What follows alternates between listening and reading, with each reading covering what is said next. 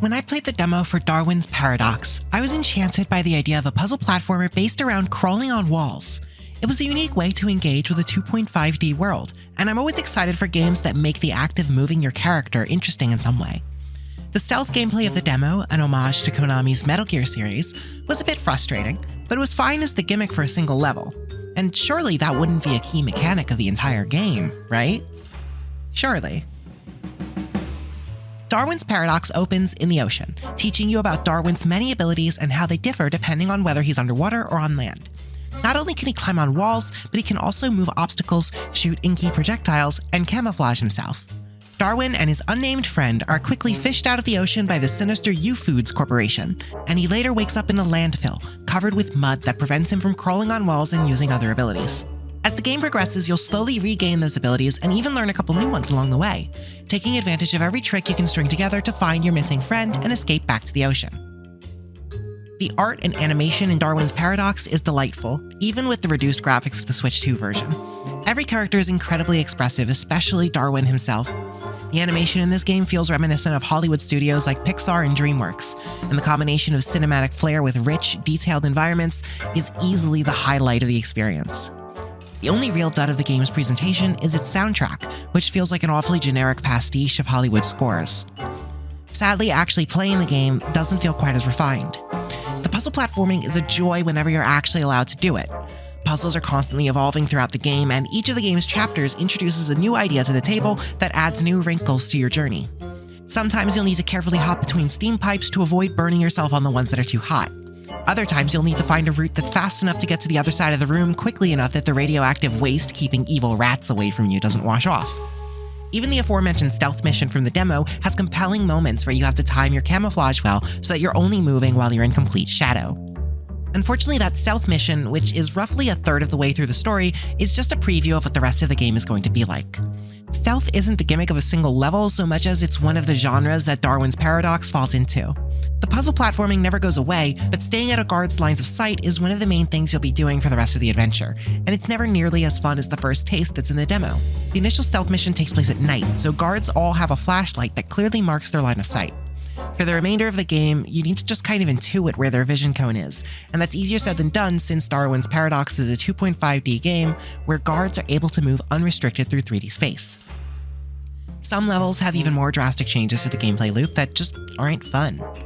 In one level, you'll be running away from an anglerfish that will eat you alive if you slow down for even a second, forcing you to trial and error your way through a tense action sequence as you find the right path to escape danger.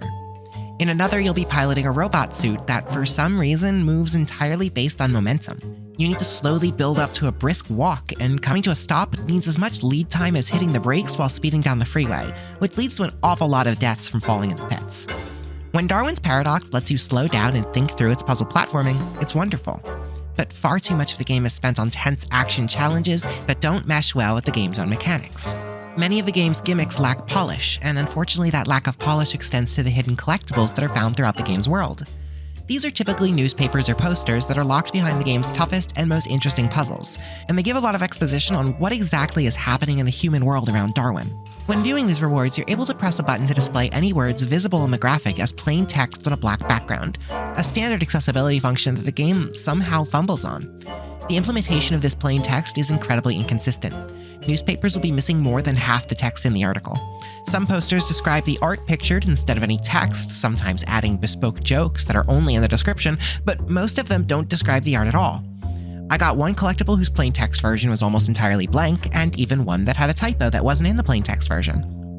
This seems like a small thing, but it's very strange to see in a finished video game, and makes a worse experience for anyone playing in languages other than English, since only the plain text version is translated. On Switch 2, Darwin's Paradox runs fine, but it feels more like the kind of performance I'd expect from a Switch 1 port.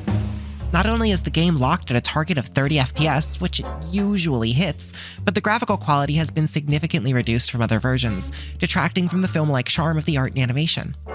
Meanwhile, the frame rate is mostly solid, but noticeably hitches when loading new areas, which does unfortunately happen during a couple of tense action scenes.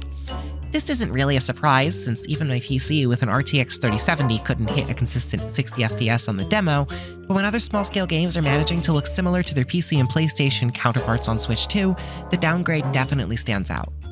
The store page for Darwin's Paradox calls it a grand adventure worthy of a true animated movie. And I can't help but find that funny when the game honestly reminds me a lot of the licensed movie tie-ins I played growing up. I think of the section in the Matrix Path of Neo where you're in an attack helicopter firing a minigun at other helicopters, and it's half-baked and plays nothing like the rest of the game, but it's part of the movie, so it has to be in the game. I think of the robot suit and chase sequences in Darwin's Paradox and feel like they have to be sequences from an animated movie that doesn't actually exist. And that's why they're there in the game.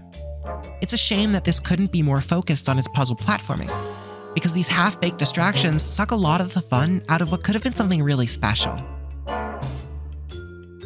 This video was made possible by our generous supporters on Patreon. Did you know that Nintendo World Report is funded directly by fans like you?